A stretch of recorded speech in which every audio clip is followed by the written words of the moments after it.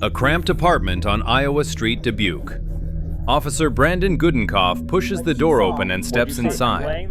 Flashlight theme sweeps across piles of belongings stacked throughout the room. The air is heavy. A foul smell rises from somewhere inside. In the small kitchen, a woman lies motionless. Red stains everywhere, on the cabinets, refrigerator, stove. The victim's face is no longer recognizable. Dozens of stab wounds throughout the body. Gudenkoff stops, unable to believe his eyes. This isn't an accident. This is a crime. But what's more terrifying? The killer is still out there free. He could be anyone. Could be walking on the streets. Could be standing right in the middle of the crowd gathering outside. How can Dubuque police find the killer among hundreds of thousands of residents? And why would a kind woman who always helped others have to die so brutally? Spring 2019. The city of Dubuque, Iowa seems peaceful as any other day. This is a place where everyone knows each other, where people still greet each other on the streets. But on an afternoon in March, that peace will be brutally shattered. Michelle Kinney, 54 years old, lives alone in a small apartment on Iowa Street. Neighbors don't know her real name. They only know her as Auntie, the kind woman always ready to help anyone in need. She was once a mother, a sister, a wonderful friend. But life hasn't been easy for Michelle. She spent many years struggling with addiction and depression. But Michelle's family never gave up on her. They always tried to protect her. On that fateful day, a neighbor tries calling Michelle multiple times, but no one picks up. This isn't normal. Michelle regularly talks to neighbors, especially after work hours. When the woman comes to check, she discovers the window curtains, something Michelle always used for privacy, have disappeared. She looks inside, and she sees something she'll never forget. But what happened to Michelle in that small apartment? And why did the killer leave such a bloody scene? 911. Yes, I'm on Iowa Street. I think somebody had just got killed right here. The neighbor laid downstairs. It hurts. I think, yeah, I don't know. You just please send the police out here. Get her some help. That's the 12th locust. Responded. At 3 p.m., 911 dispatch receives an emergency call from Iowa Street. A neighbor reports someone may have been killed. Officer Brandon Gudenkoff is on patrol when he receives the notification. He only has 4 years of experience, has never witnessed a homicide scene. He doesn't know what he's about to walk into. Dispatch doesn't have much information. Gudenkoff is going in blind. Outside the apartment, a group of people are standing, waiting. They're worried about Auntie, the woman everyone loves. The 911 caller leads police inside through the unlocked door. The apartment is dark, cramped with belongings piled everywhere.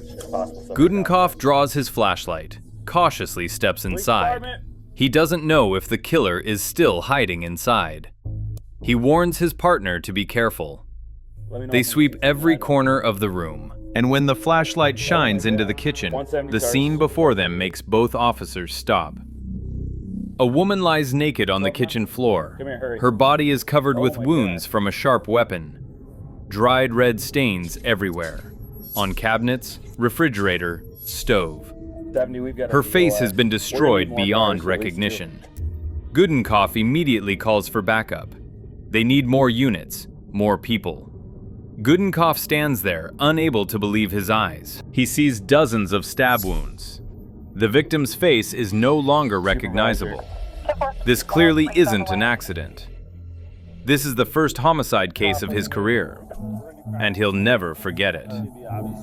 Who could commit such a brutal crime? And how can police find the killer when there are no witnesses? The scene is sealed off immediately. The Dubuque Criminal Investigation Division is called in. They know that in homicide cases, the first 48 hours are most critical. After that time, the case clearance rate drops sharply. But they don't have 48 hours. They only have 48 minutes. Detective Nick Parker arrives at the scene and quickly assesses the situation. On the floor, he discovers a knife and a fork, both covered in red stains. The killer used whatever was in the kitchen to attack the victim. Parker immediately thinks of surveillance camera systems. This could be the critical clue. Dubuque has a modern surveillance camera system spread throughout the city. While large cities need many days to review hundreds of hours of footage, Dubuque has technology that allows them to retrieve quickly. This is like a game of Clue. They're trying to figure out who did it, with what weapon, and where. But first, they need to know who the victim is. None of the neighbors know Auntie's real name, until an officer finds a wallet in the apartment. Michelle Kinney, that's her name. Now they have the victim's name, but they still don't have the killer. The investigation team begins interviewing neighbors. They learn about Michelle's life, about people she knew, about anyone who might have a connection to her. There's a knife on the counter. I can't tell if there's any blood or anything on it. There's a fork on the floor. An important detail emerges. Michelle regularly helped homeless people and addicts. She let them stay at her apartment, gave them money, gave them food. She wanted to help because she knew what falling down felt like. But was her kindness the cause of her death? Among the people Michelle helped, who betrayed her trust? And what will the camera system reveal?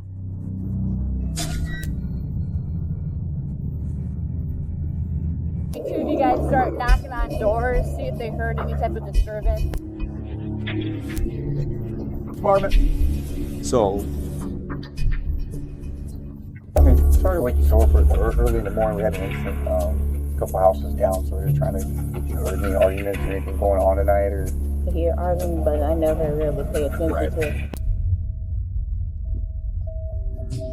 Well, what kind of people were coming and going? There was always some older men who were there more so. One person at a time? No, there was always multiple people there at a time. Okay. He let him come live with her because he was down on his luck. Would go to church. Gentleman staying with her, but we haven't seen him around for a while.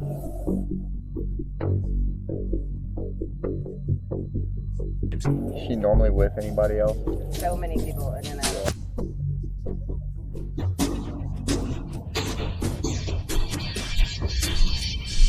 You had some information. I know you talked to the officers there. So I just want to make sure I have your information correct. Do you know when Michelle would have moved in? Summer? June or July. Our walls are attached. My bedroom and my living room wall are attached to her living room. And I know I heard Michelle Sunday night fighting with somebody. It sounded like she was upset. Her voice was loud. I guess I kind of blocked out the second voice. Because know her voice. I hear her all the time, you know? You said it sounded like it came from outside front. On the sidewalk, Okay. front of the apartments. You a white guy, black guy? He's a white guy. White guy? How old do you think? He's in 30, right about 38, 39, something like that. Is he heavier set, skinny? No, he's slim. He's slim like us, actually. Does he wear glasses or anything?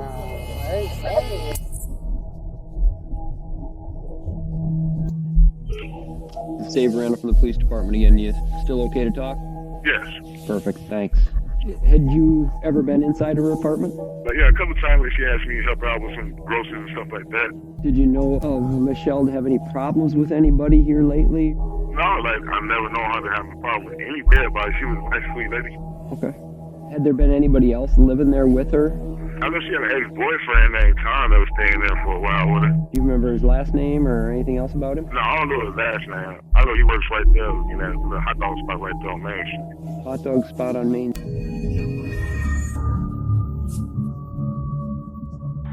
So, you know Michelle. I can tell me. We met through a friend, I don't know, 4 or 5 years ago. And then I took a job a couple of years ago working for a lady that lived in the same building as Michelle. And you guys were considered dating? We lived together. Okay. It's been almost a year. And she didn't like the fact that I drank as much as I drank. Did she drink herself? She put alcohol to her lips. She had a little goblet of alcohol. She would pour that ounce and a half of beer and drink that while And do you know who drew it? She finally kicked him out. I don't believe he's working right now.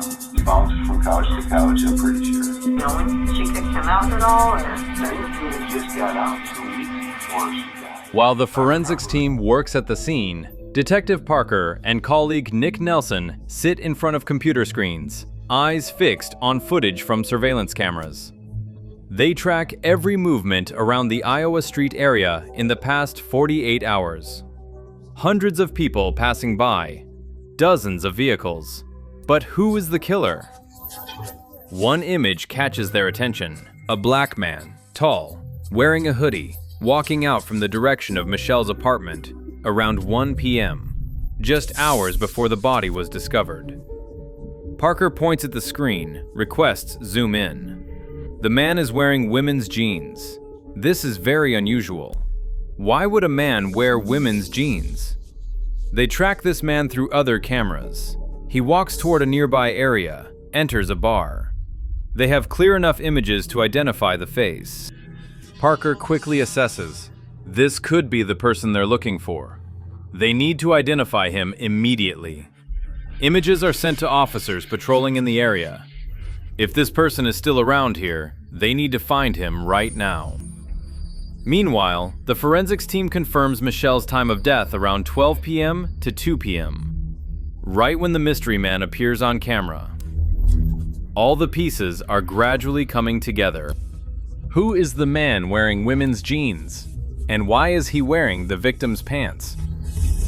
Less than 48 minutes after receiving the 911 call, police have identified the main suspect.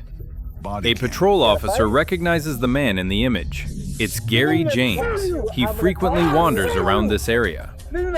Gary James, 61 years old, homeless with a history of violence and drugs. He's known as someone who drinks and frequently causes trouble. But there's a particular detail. James was once helped by Michelle. She let him stay at her apartment, gave him money, tried to help him get off the downward path. And now, he's the main suspect in the most brutal murder Dubuque has ever witnessed. Police find James sitting on a park bench, less than a mile from the scene. He's still wearing the women's jeans. Police order James to stand up. He's arrested. James doesn't resist. He silently follows police. But in his head, a completely different story is being prepared. At the police station, James is taken to the interrogation room. Detectives Parker and Nelson face him. They know they have enough evidence. Cameras, jeans, matching timeline. But they need a confession to convict. Parker begins the interrogation. They know what he did. Cameras captured everything. James looks down at the floor, silent. What will Gary James say? And what's the real motive behind this crime? The first interrogation lasts many hours. Gary James firmly denies. He says he wasn't near Michelle's apartment. He says he doesn't know anything about the case. He says the jeans are his, not anyone else's. But the detectives don't believe him. They know he's lying. They have cameras. They have the timeline. They have everything. Coming down and talking to us. Nelson advises him not to make things worse. Tell the truth. But James still doesn't break. He sticks to his story. We understand you were arrested the other night for public interaction. The detective decides to change tactics. They let James think overnight. Sometimes, when a person has to sit alone in jail, conscience starts speaking up. The next morning, they try again.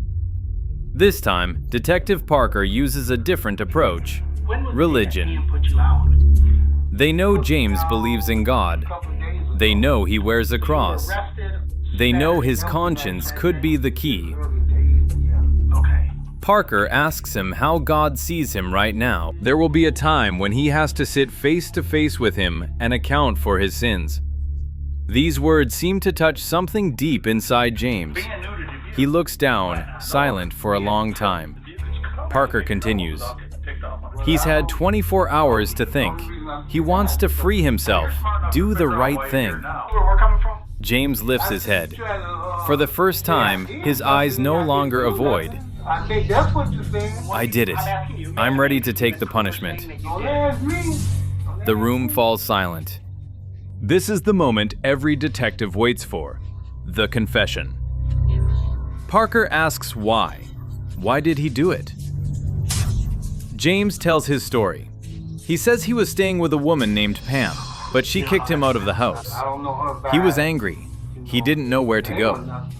He wandered to Michelle's apartment. Michelle, the woman who once helped him, the kind woman. She asked him to help carry bags into the house. Then somehow, he lost control. He went crazy. He jumped on her. He started hitting. Then he grabbed a knife from the kitchen.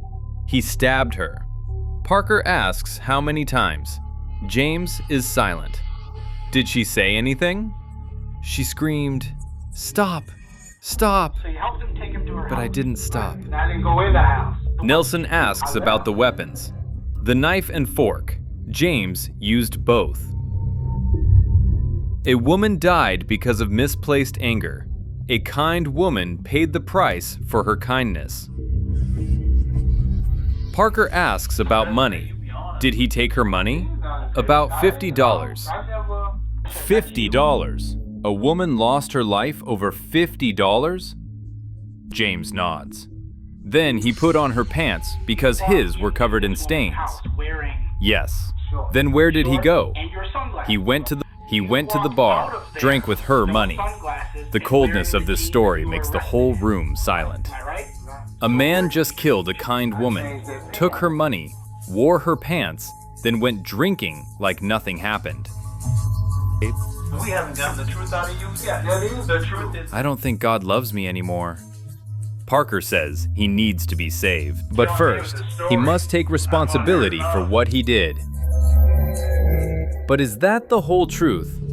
Or is Gary James still hiding something? You talked to me and Nick yesterday. I know you're going through a lot. We're struggling a little bit, brother. Gary James confesses he killed Michelle Kinney in a fit of rage.